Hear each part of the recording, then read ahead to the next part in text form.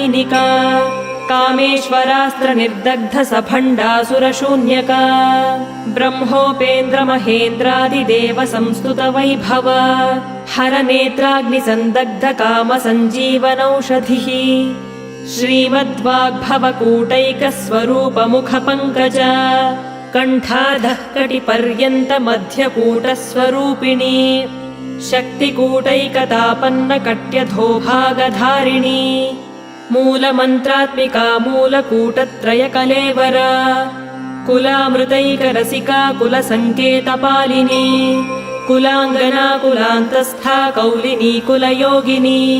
Akula समयान्तस्था समयाचार तत्परा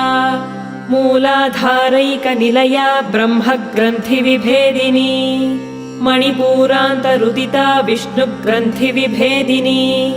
आज्ञाचक्रान्तरालस्था